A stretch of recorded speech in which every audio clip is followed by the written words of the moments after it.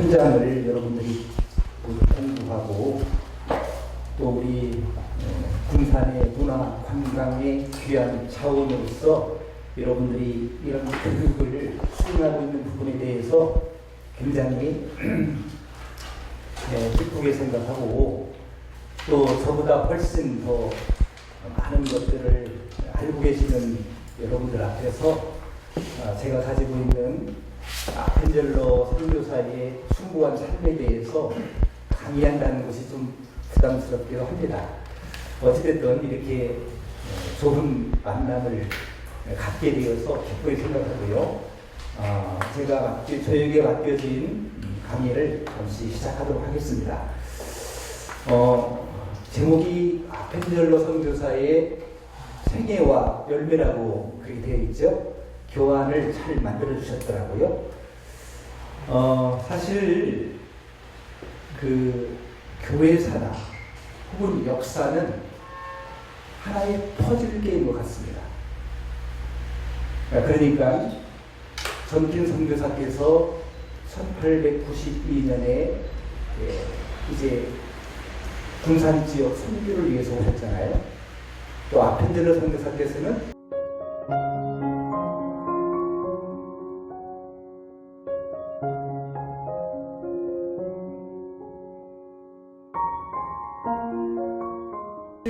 조각을 잘 맞추게 될 때 전체적인 그림이 나오잖아요.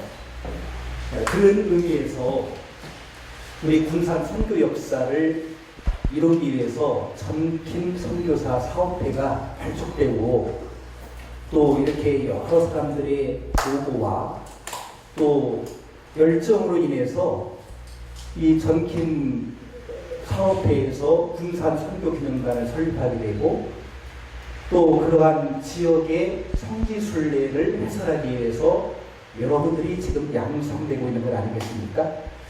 그래서 저는 아펜젤러 선교사님을 통해서 우리 한국 선교의 개신교 선교사지만 아펜젤러는 한국 근대사의 정말 굉장히 중요한 역할을 감당했던 한국 군대화의 선구자다 이렇게 말씀드릴 수 있겠습니다.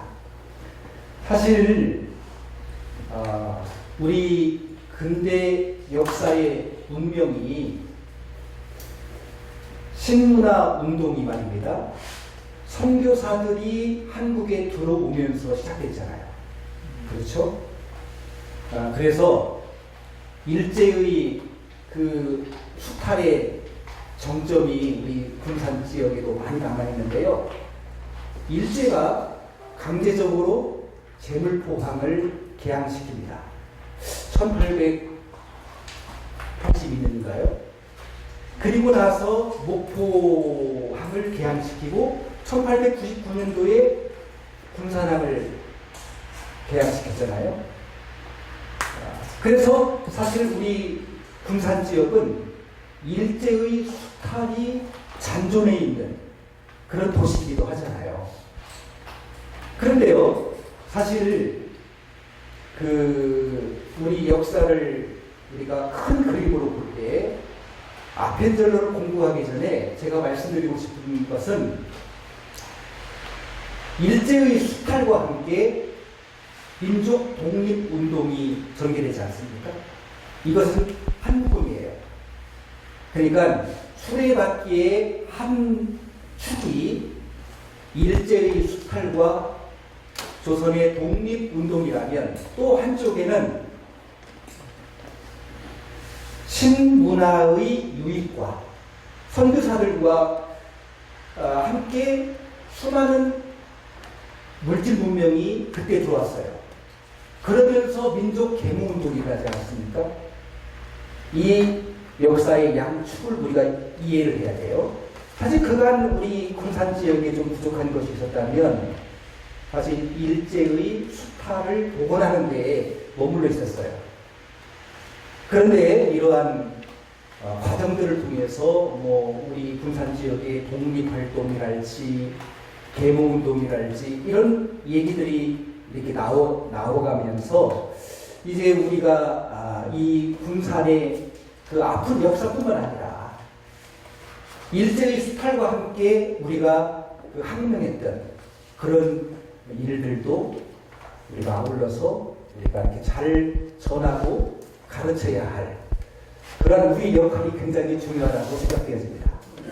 자, 이제 아펜젤러 선교사에 대한 강의를 시작하겠는데요. 사실 아펜젤러 선교사를 알리는 기념관이 군산 대초도에 있잖아요. 여러분 좀 이상하게 생각할 거예요. 왜 거기에 아펜젤러라고 하는 사람은 누구고 왜 그 사람의 기념관이 세워졌는지. 그 이유는 간단합니다. 아펜젤러 선교사께서 1902년 6월 11일 날 성경 번역자 회의를 참석하기 위해서 인천에서 배를 탔습니다.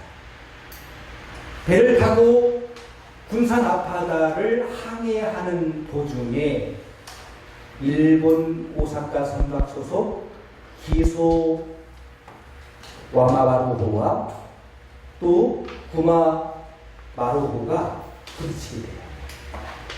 그래서 아펜젤러가 졸지에 하나님의 부르심을 받습니다. 제물포에서 시작된 아펜젤러의 삶이 군산 앞바다에서 정결되는 것이죠. 그래서 아펜젤러의 삶과 죽음을 우리 후대들에게 알리고 아펜젤러 선교사의 숭고한 삶을 자자손손 우리가 알려야 되겠다 하는 그러한 교회적 소임을 저희들이 깨닫게 되었습니다. 그래서 아펜젤러 선교사님의 기념관을 세우게 되었고 또 그것이 연유가 되어서 이렇게 전팀사업회의 한 부분의 교과를 담당하게 되었습니다. 자, 아펜젤러는 미국 선교사이십니다. 1858년 2월 6일 날 미국 펜실베니아주 수로튼 마을에서 3형제 중 두 번째로 태어났습니다. 그 아버지는 스위스계고요. 어머니는 독일계였습니다. 그래서 어릴 때부터 신앙교육과 또 외국어 교육을 잘 받아서 사실 한국에 들어와서 한글 성경을 번역하는데 굉장한 도움을 얻게 됩니다. 자, 아펜젤러는 한마디로 말씀드려서 우리 한국 근대화의 선구자라고 말씀드렸잖아요. 배제학당이라고 하는 한국 최초의 신교육의 발상지라고 할 수 있는 배제학당을 세우십니다. 그리고 아펜젤러 선교사는 이 땅에 선교사로 오셨기 때문에 또 서울 중구 정동에 베델예배당, 지금의 정동 제1교회를 세웁니다. 그리고 또 이 땅에 그 문명의 발전을 위해서 인쇄소를 설립하는데요. 우리나라의 최초의 인쇄소입니다. 산문출판사입니다. 그리고 우리 한국교회의 열매라고 할 수 있는 한글 성경, 우리 개신교의 도구라고 할 수 있는 한글 성경을 번역하는 일에 앞장서게 되죠. 언더우드, 예일, 레이놀드, 스플랜튼, 아펜젤러 이 5명이 사실 한글 성경을 주도하게 돼요. 그래서 1900년대에 신약성경 임시본을 완간하고 1906년 신약성경을 공인력을 내놓게 됩니다. 이러한 지대한 일들을 남기셨어요. 아펜젤러 선교사께서. 그래서 여러분들께서 이제 그 아펜젤러 선교사님의 삶을 공부하고 배우게 되면 전kin 선교사님뿐만 아니라 우리 한국 선교의 큰 그림을 이해할 수 있게 되겠다라는 생각을 갖게 됩니다. 자, 여러분 교재를 보시기 바랍니다. 교재를 보시면 제가 아펜젤러가 누구인가 이렇게 설명을 드렸는데요. 그 아펜젤러는 1885년 4월 5일 날 그 지금 인천항이죠. 제물포항을 통해서 한국에 들어왔어요. 그런데 그때가 시기적으로 어느 때입니까? 갑신정변이 일어난 직후예요. 갑신정변이 1884년 12월 4일 날 일어나지 않았습니까? 김옥균을 중심으로 한 급진 개화파가 서구 문명을 받아들여야 된다. 이제는 쇄국 정책의 빗장을 풀고 선진 문명을 받아들여야 된다 하는 그러한 정변 아닙니까? 물론 3일 천하로 끝나버렸지만 갑신정변 후유증으로 국내의 여러 정치적 상황이 불안했어요. 또 치안에도 굉장히 좋지 않았기 때문에 아펜젤러가 1885년 4월 5일 날 제물포항에 입항하고 선교의 첫 목적지인 서울에 들어가지 못합니다. 그리고 함께 왔던 어두오드 선교사와 또 스클랜턴의 어머니 의료 선교사로 온 스클랜턴 선교사는 물론 5월 9일 날 들어오지만 언도도와 그리고 그 어머니가 이제 이화학당을 세우게 되지 않습니까? 이 두 사람은 먼저 서울로 들어가고 아펜젤러와 그 부인은 서울로 들어가지 못합니다. 그 이유는 미국 공사였던 퐁크가 지금 한국 내의 정치적 상황을 보고하고 이제 그의 제안을 듣고 이제 다시 일본으로 돌아갑니다. 일본으로 돌아가서 거기에 망명 중인 박영표라고 하는 사람에게 한글을 배우면서 관망을 하죠. 그리고 스칼렛턴이 서울에 들어가서 이제 병원을 세우고 의료 선교를 시작하게 됩니다. 그리고 선교적 키트를 마련하고 선교사님 이제 한국에 다시 들어오셔도 괜찮습니다. 이러한 정가를 받고 아펜젤러는 다시 일본 나가사키에서 배를 타고 제물포에 와서 제물포에서 두어 달간 머문 다음에 1885년 7월 19일 날 정동에 들어가서 가옥 한 채를 얻어서 교회를 시작하죠. 이렇게 아펜젤러의 선교가 시작됩니다. 그래서 이제 아펜젤러가 우리나라에 들어와서 첫 번째 올린 기도문, 복음문 형태로 기도문이 여러분의 교재에 나와 있습니다. 우리는 부활절날에 이곳에 도착했습니다. 오늘 죽음의 철장을 산산이 깨뜨리시고 부활하신 주께서 이 나라 백성들을 얽어맨 결박을 끊으시고 그들에게 하나님의 자녀가 누리는 자유와 빛을 허락해 주시옵소서. 이런 내용이었어요. 근데요, 제가 나중에 이 기도문을 보니까 사실 이 기도문이 아펜젤러가 우리 한국에 들어올 때 여러 데이터, 정보를 입수하고 준비를 하지 않았겠습니까? 그런데 그 정보가 사실 약간 식민지적인 사관이었습니다. 그리고 그린피스라고 하는 당시에 그 책을 저술하는 그분의 책을 읽었기 때문에 그린피스도 사실 한국에 직접 오지 않았거든요. 그래서 그분의 영향을 많이 받게 돼요. 그래서 마치 본인이 한국에 들어와서 이 사탄의 이 쇠사슬을 철폐하고 진리와 빛으로 이 땅을 변화시킨다라는 야심찬 포부를 안고 오죠. 그런데 사실 이 기도문에 대한 번역에 약간의 문제가 있다고 그 학자들이 다 얘기를 해요. 근데 그 내용은 잠시 후에 말씀을 드리고요. 아까도 말씀드렸지만 베델 예배당이 시작됐다고 했습니다. 사실 아펜젤러 선교사가 이 땅에 진리와 빛으로 복음화를 시키겠다라는 선교적 열정은 만만한 것이 아니었습니다. 그 당시 왜냐하면 아펜젤러가 한국에 들어올 때 복음을 전하고 교회를 세웠고 또 이러한 예배를 드리고 이러한 선교적 목적이 아니었습니다.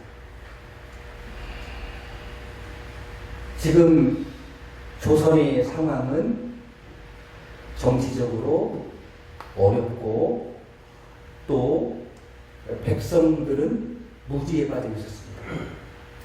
그리고 엄청난 그 풍토병으로 인해서 하루에도 수백 명이 목숨을 잃고 있는 가운데 있었습니다. 그러니까 그때에 보빈 사절단이 미국으로 갔을 때 열차 안에서 역사적인 만남이 시작되죠. 간단하게 말씀드리면 그 열차 안에서 가우처 박사를 만나게 되는데, 가우처 박사는 미국의 가우처 대학의 학장이시면서 아주 그 저명한 인사였습니다. 이 사람이 길차 안에서 아주 갓을 쓰고 이상한 옷을 입고 있는 조선인들을 보면서 궁금증이 발동이 되기 시작합니다. 그래서 웃게 됩니다. 그런 연유를 얘기합니다. 그래서 가우처 마음속에 세상에서 알려지지 않은 가난한 나라, 동양의 운두목이라고 할 수 있는 그런 조선의 선교사를 보내야 되겠다, 이렇게 결심을 갖고 그가 미국 감리교 선교부에 그 선교 헌금을 기부하게 됩니다. 이것이 이제 발달이 되어서 이제 그 맥클레이 선교사에게 연락이 닿았고, 맥클레이 선교사의 주선으로 고종을 아련하였고, 고종의 입장에서는 절실했어요. 누군가의 도움이 필요했죠. 청나라와 일본의 그러한 그 침탈 속에서 사실 조선의 현실적 위감이 고도화되면서 미국이라고 한 나라는 땅덩어리도 크지만 먼 곳에 있기 때문에 사실 우리를 침탈하지는 않을 거야, 뭐 이러한 속셈이 있었던지 어쨌든 이러한 제의를 받아들였고, 고종으로부터 선교사가 들어와도 된다라고 하는 승낙을 받게 되는 거죠. 하지만 직접적인 선교는 불어였습니다. 그 당시에 선교는 국가가 맡고 있었잖아요. 의료 선교와 교육 선교만 허용되었던 것이죠. 그래서 아펜젤러는 교육자로 왔어요. 교육자로. 그래서 그는 배제학당 교장으로 이렇게 공식적으로 봉직했고, 또 미국 북감리교회에서는 이제 서서히 아펜젤러의 그러한 왕성한 활동과 또 그 조선인들에 대한 친숙한 그런 관계가 열매를 맺어서 그러한 분위기를 편성하여 교회를 세우게 됐는데요. 그 교회가 베델 예배당이다, 이런 말씀입니다. 자, 그래서 사실 1885년 7월 19일에 이제 조선의 가옥을 구입해서 사실 지성소로 삼고 그곳에서 선교의 기틀을 마련하는데요. 그 당시의 상황은 그런 남존여비 공건주의 사상이 팽배하지 않았습니까? 그래서 남녀 칠세 부동석이다 해서 함께 예배를 드릴 수가 없었어요. 같이 모일 수가 없었어요. 그래서 이제 아펜젤러가 구입한 가옥에서는 남자를 중심으로 모이고, 또 여자는 스칼렛 여사의 집에서 이제 모여서 이제 그들이 신앙생활을 시작하게 됩니다. 자, 그래서 아펜젤러 선교사가 사실은 이 선교 활동을 하면서 이제 배제 학당에 대한 그러한 포부와 계획을 가지고 있었잖아요. 그래서 그 집에서 젊은이들에게 이제 공부를 가르칩니다. 그런 공부가 뭐였냐면 영어였습니다. 영어. 뭐 그 당시에는 사실 신문화가 물밑을 들어오는 중이었기 때문에 누구든지 영어를 하게 되면 출세라는 것이었습니다. 한마디로 벼슬을 얻는 수단, 이꼬로 영어 공부였습니다. 그런데 그의 일기를 보면 한국인들이 영어에 관심이 많을 뿐만 아니라 영어 몇 단어만 외워도 곧잘 말을 한다. 이 정도로 기록이 되어 있을 정도로 관심이 많았다는 것이죠. 그래서 이제 젊은이들이 출세하기 위해서 배제학당으로 구름대처럼 몰려오기 시작했고, 또 아펜젤러는 이러한 분위기에 편승해서 이제 그들에게 복음을 전하기도 합니다. 그래서 이제 교회가 부흥되기 시작해요. 그래서 아펜젤러는 1895년에 지금의 베델 예배당을 건축하기 시작하고 1897년도에 12월 달에 베델 예배당을 봉헌하게 됩니다. 그 예배당이 지어지자 장안의 화제가 된 것이죠. 생각해 보세요. 그때 당시 그림을 보면 조선 초유의 미관, 십자가 형태의 건물이, 고딕 건물이 정동에 솟아 있습니다. 빌딩과 같이 높은 건물은 아니었지만 이런 아름다운 건축물을 보고 장안의 화제가 된 거예요. 그래서 러시아 공간에 8개월 동안이나 갇혀 있었던 고종도 이 건물을 구경하기 위해서 나왔다고 기록이 되어 있습니다. 양반들도, 평민들도, 외국인들도, 교인들도 이 건물에 대한 그런 자긍심을 가지고 하루에도 몇 차례씩 그 교회 주변을 맴돌았다고 하는 기록이 있습니다. 그 정도로 장안의 명물, 붉은 벽돌집 정동 제일교회는 아름다움과 장엄함의 극치였다라는 것입니다. 자, 그래서 사실 교회가 이렇게 시작되고 건축이 되고 교인의 수는 급증하면서 사실은 외관의 아름다움만 말씀드린 것이 아닙니다. 사실 그 안에서 이화 학당의 학생들로 구성된 성가대의 아름다운 찬송 소리를 듣기 위해서 사람들이 그 마당에서 서성거렸고요. 또 예배에 참석했다고 하는 그런 일화도 있습니다. 어찌됐든 이제 새로 건축된 아름다운 제단에 사람들이 나와서 남자와 여자가 나란히 무릎을 꿇고 예수와 살과 피를 나누는 성찬식에 참여하기도 하고, 또 그 모습들은 다른 사람들의 거룩한 동경의 대상이 됩니다.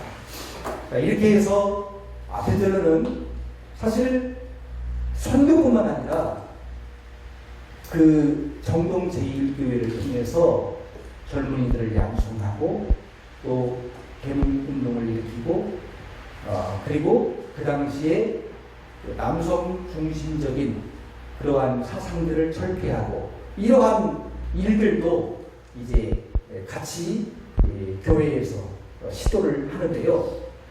아펜젤러가 서울에 도착한 지 한 달이 안 된 1885년 8월 1일입니다. 그는 이제 학교에 문을 열었는데요. 문을 열자마자 4명의 학생이 다니고 있다. 이렇게 보고를 합니다.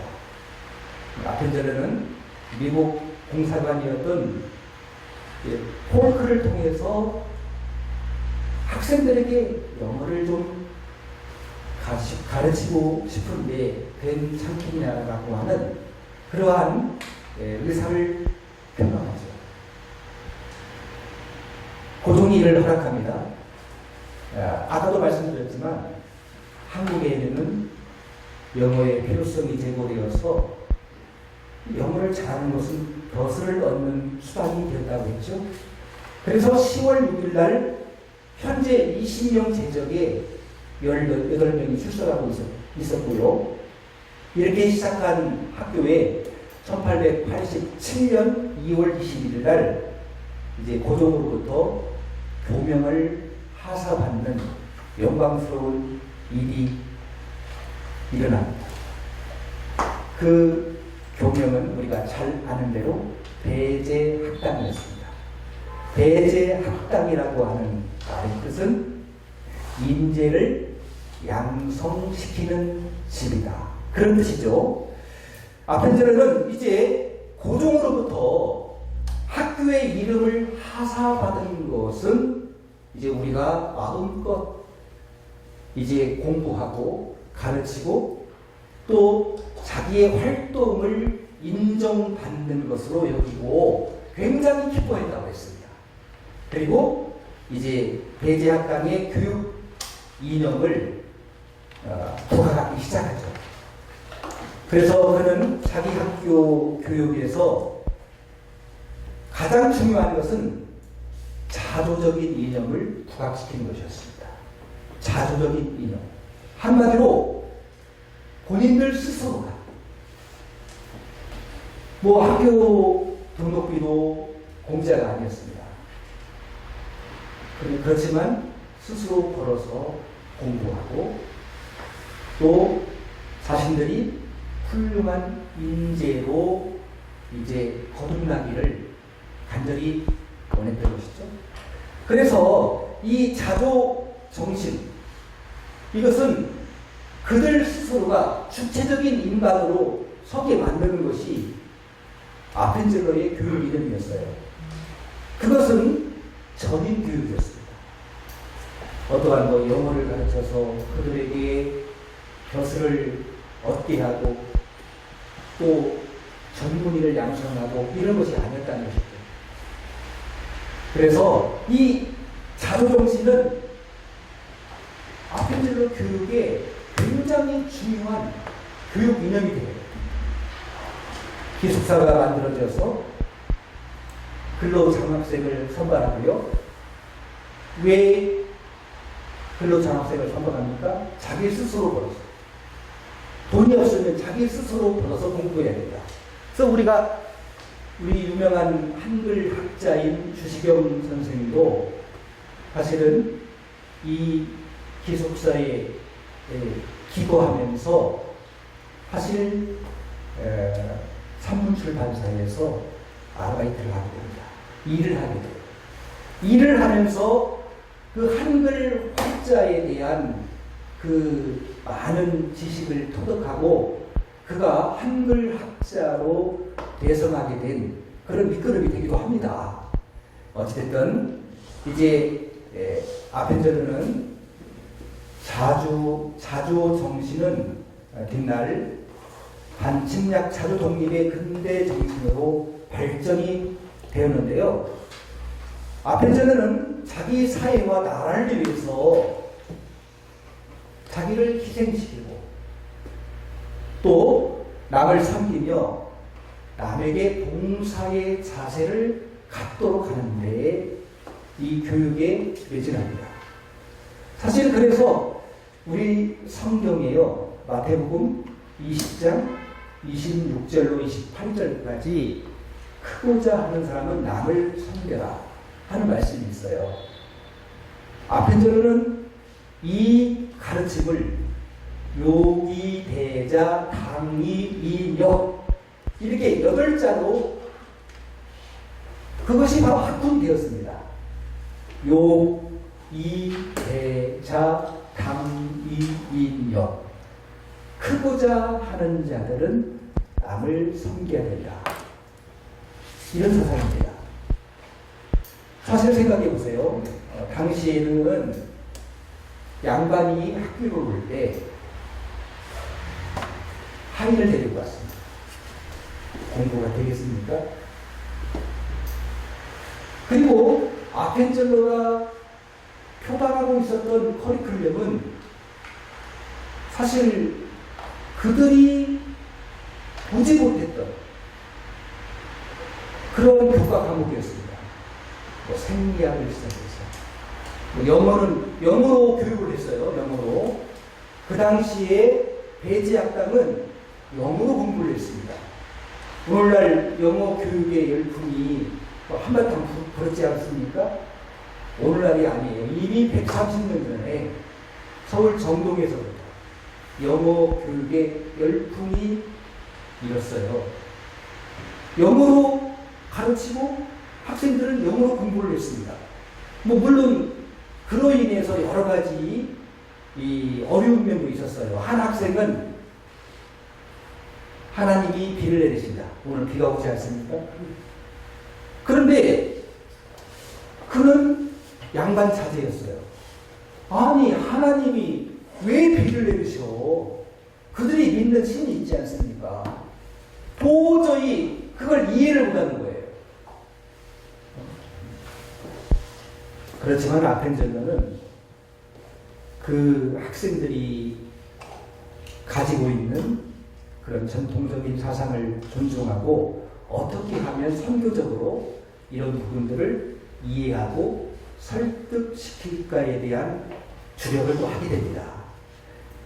그래서 아펜젤러는 이제 하인을 데리고 학교에 오는 그 모습을 보면서 이렇게는 안 해도 되지 않을까. 그래서 그가 남긴 유명한 어록이 있어요. 하인을 데리고 오지 않은 것이 공부의 시작이다.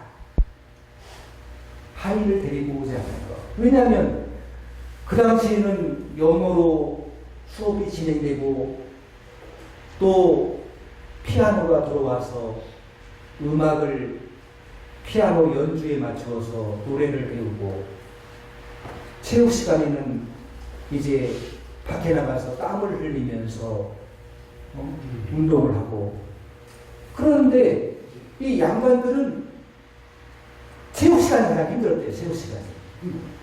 하인을 보내서 그 체육을 배우게 하는 거죠.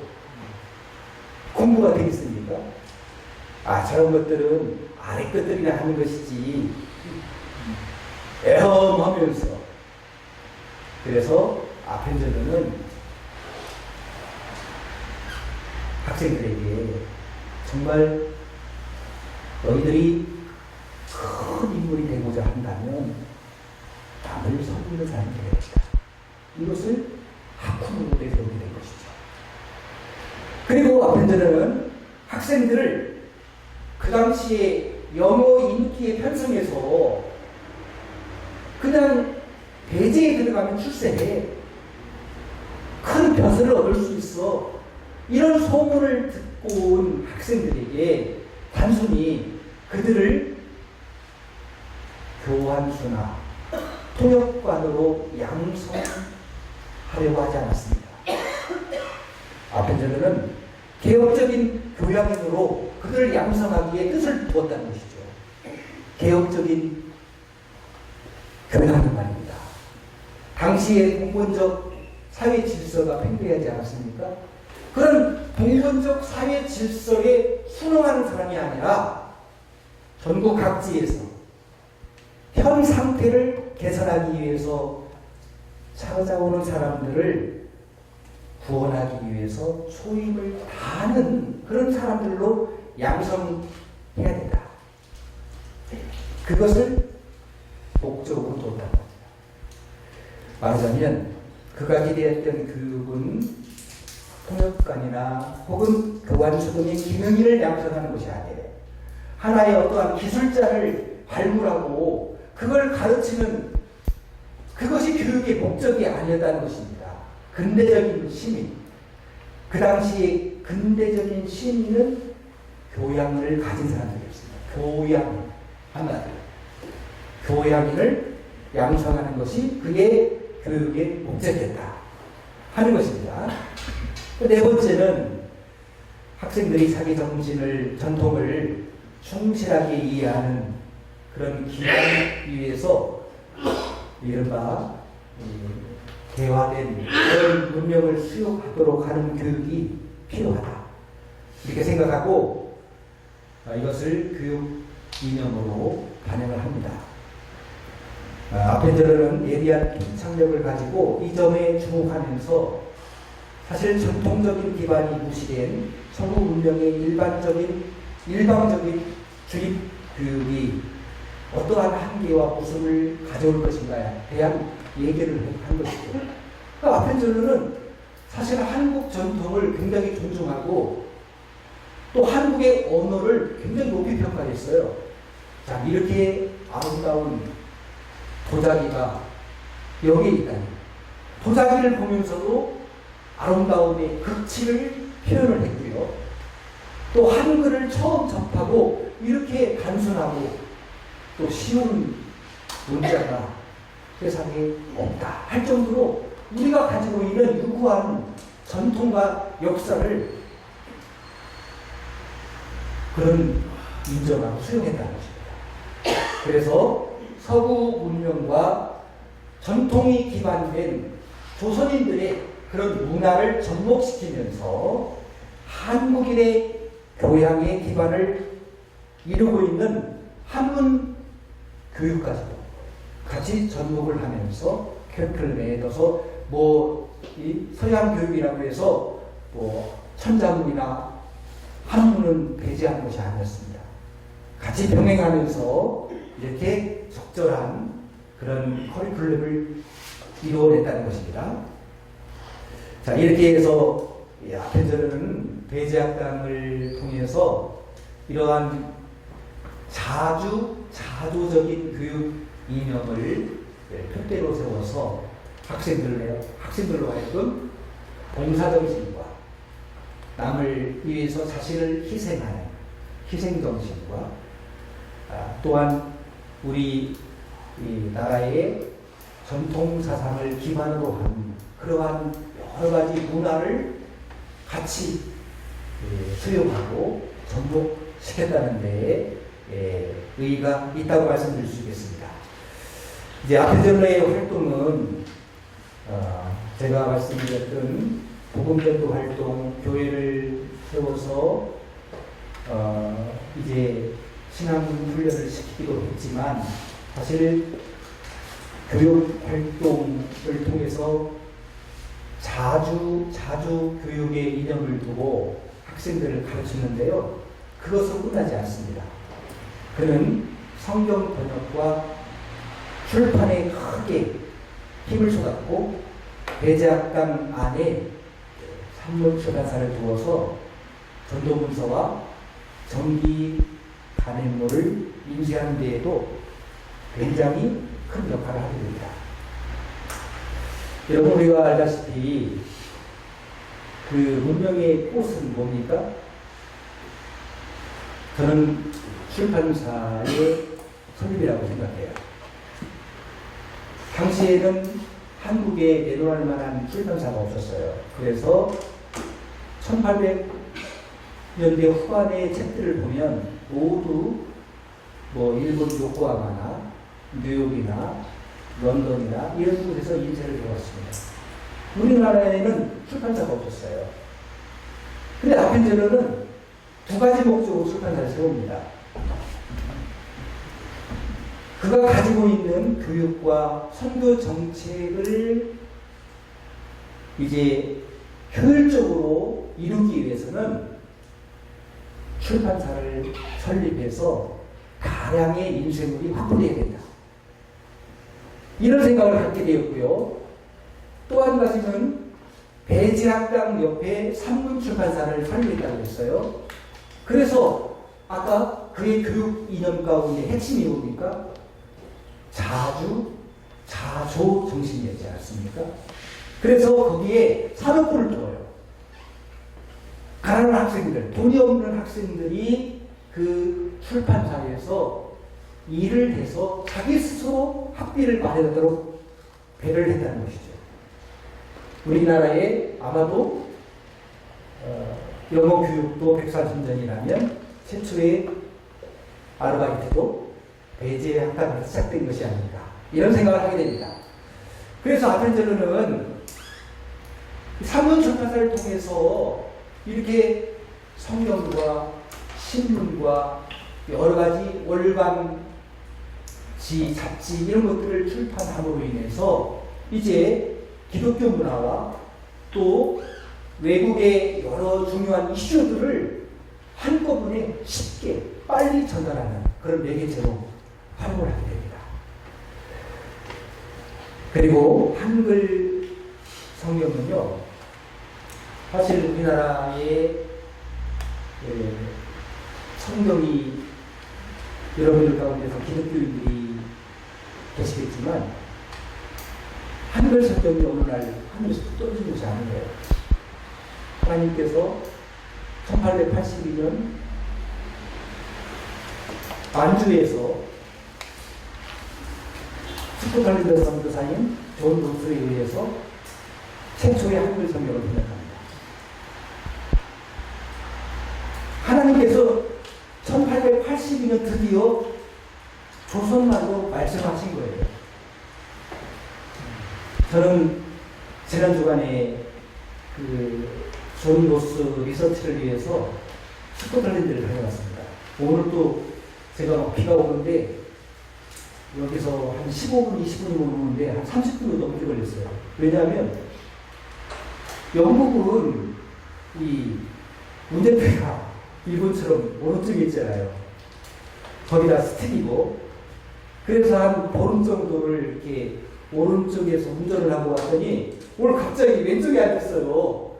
그런데 길도 다르고 방향도 다르고 굉장히 애먹었습니다. 왜냐하면 영국에 이쪽을 봐야 되는데 이쪽을 봐야 되고 그런 일이 있었는데요. 사실 존 노스 선교사의 그런 업적을 제가 이번에 살펴보면서 정말 스코틀랜드라고 하는 그런 나라는 잉글랜드에 맞서서 독립운동과 항쟁의 역사가 있었지만 참 어느 곳을 가든지 참 역사와 또 기독교인들이 잘 보존되어 있고 또 그만큼 선교사를 보낼 정도로 참 유연한 그 용맹과 유연성이 겸비된 나라다, 그런 깨달음을 갖게 되었는데요. 존 노스 선교사를 통해서 1882년 한글 성경이 최초로 등장하고, 아까도 말씀드렸지만 아펜젤러와 언두우드, 또 레이놀드, 게일 이런 사람들을 필두로 우리나라의 성경 번역자 회의가 결성됩니다. 그래서 한글 성경이 이제 삼천리 방방곡곡에 퍼지게 되고, 일제의 침탈 속에서 일제는 한글을 없애버리고 또 우리나라의 고유 언어를 말살하는 정책을 펴지 않습니까? 창식의 명으로 이름까지도 다 갈아치우지 않습니까?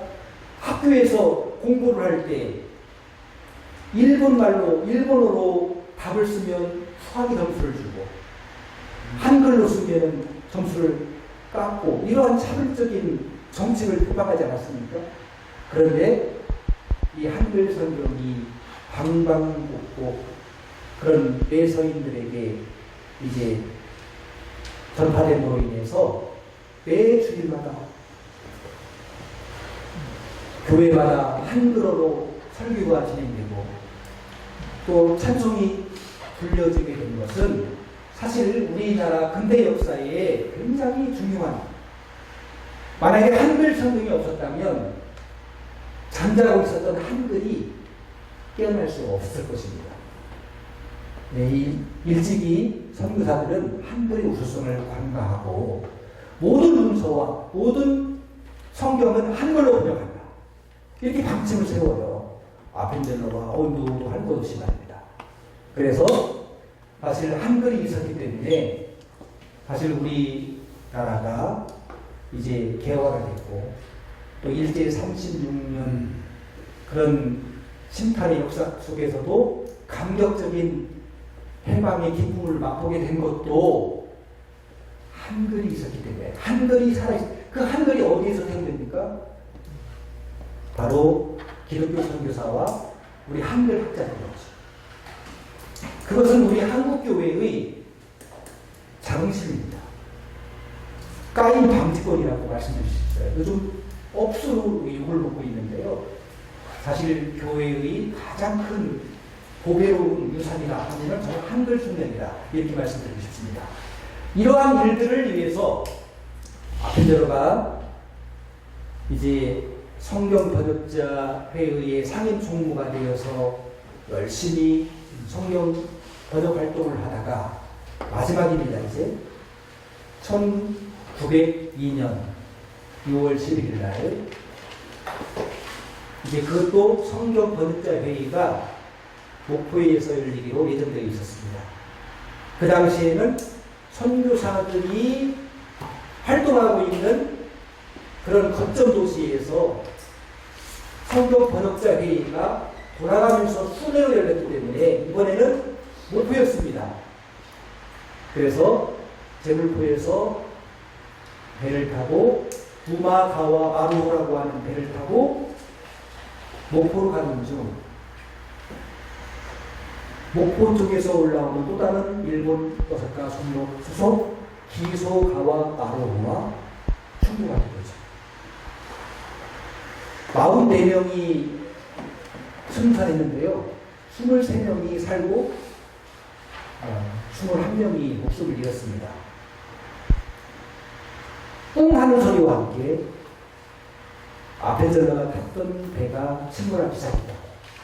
그린피스의 전기와 그 당시에 1802년 8월 달에 나온 신학월보라고 하는 신문의 기록에 의하면 꽁소리와 함께 아펜젤러는 반대쪽을 향하여 갑판에 있었고 1등석에 승선했지만 그래서 그는 구명 보트에 몸을 옮길 수 있었지만 아펜젤러는 자기를 평생 도와서 한글 성경을 번역하는 데 일조했던 조성규와 또 자기의 보호 아래 있었던 정신여고 어린 여학생을 구하기 위해서 3등실로 내려갔지만 아무도 다시 그를 볼 수는 없었다. 미국 탄광회사 보울비의 증언입니다. 그분의 증언에 의하면 아펜젤러는 충분히 탈출할 수 있는 시간적 여유가 있었음에도 불구하고 그는 자기와 함께 동행했던 조선인을 구하기 위해서 희생되었을 것이다. 이렇게 말을 하고 있습니다. 아펜젤러의 생애에 대해서 제가 두서없이 간략하게 말씀드렸습니다만 저희 오늘의 방점은 한마디입니다. 아까 요기, 대자, 당위, 인역 너희가 크고자 하면 나를 섬겨라. 이것은 기독교인뿐만 아니라 우리 모두가 우리 시대에 정말 우리가 배워야 할 정신입니다. 그리고 마지막 그가 처음에 와서 한 말이 그 말이에요. 하인을 데리고 오지 않는 것이 공부의 시작이야. 이렇게 하려고 여러분들 공부시키는 거 아니야. 이것이 아펜젤러의 정신이었어요. 근데 마지막 순간을 보세요. 우리가 보는 성경에 사람이 친구를 위하여 자기 목숨을 버리는 것보다 더 큰 사랑이 없다. 그는 섬김과 희생. 그의 한마디의 삶은 섬김과 희생으로 점철되었다. 이렇게 말씀드리고 싶습니다. 마지막 순간에도 여러분 친구를 위해서 자기 목숨을 걸는 사람이 어디 있습니까? 요셉날에. 그렇잖아요. 그는 하나의 미련인 것이죠. 죽음으로써. 사실 그분에 대한 열매가 뭐냐 이렇게 말씀드린다면 뭐 배제학당 세웠습니다. 천문축도사 세웠습니다. 정동교회 세웠습니다. 독립운동을 지원했습니다. 독립신문을 출판했습니다. 너무나 많아요. 그런 말보다는 저는 동료를 구하기 위해서 자기 몸을 희생시킨 것. 이것은 우리가 뭐 세월호 참사를 통해서도 우리가 반면교사로 삼지 않습니까? 자기 살려고 다 도망치는 마당에 그 당시에 아펜젤러의 신부는 사실은 그 당시에 벼슬자리나 마찬가지입니다. 그만큼 정부가 인정하는 요인이었습니다. 그럼에도 불구하고 모든 것을 버리고 자기가 말한 대로 그의 기록의 마지막 장은 이렇게 장식하고 있습니다. 선교는 곧 순교다. 그 말을 지킨 인물이었고요. 어떻게 보면 참 깨끗했어요. 수많은 선교사들이 나중에는 불을 축적하고 뭐 이러한 좀 부작용이 있었지 않습니까? 그럼에도 불구하고 아펜젤러는 갑자기 44살의 젊은 나이에 뜻밖의 하나님의 부르심을 받았기 때문에 뭐 그럴 여지도 없어서요. 그리고 그 이름이 참 아름답게 남습니다. 여러분 제가 좀 지금도 붕 떠 있는 것 같습니다. 제가 아까도 말씀드렸지만 존 로스 리서치를 위해서 갔다가 토요일날 늦게 왔어요. 그래서 어제 주일 보내고 좀 더 제가 목소리가 지금 경향되어 있는 것 같습니다. 여러분들에게 차분하게 강의하지 못하고 이렇게 그냥 아펜젤러가 이런 사람이었다 정도만 여러분들이 좀 이해해 주시고 더 많은 자료들이 얼마든지 여러분들이 구할 수 있으니 여러분께서 공부를 더 해주신다면 아까도 말씀드렸잖아요. 역사는 퍼즐을 띄우는 거죠. 여러분들 하나씩 이렇게 여러 과목을 퍼즐 조각을 지금 배움으로 인해서 다 완성시켜 나가고 있지 않습니까? 그 하나의 조각으로 이해하시고 아마 아펜젤러는 한국 최초의 감리교 선교사 그리고 한국 근대의 선교자 그리고 그는 크고자 하려거든 남을 섬겨야 되고 친구를 위하여 목숨을 버리는 것이 진정한 사랑이다. 이것만 여러분들이 생긴다면 아마 여러분 훌륭한 해설가로서의 면모를 지닐 수 있을 것이라 생각하면서 이렇게 강의가 되었습니다. 감사합니다.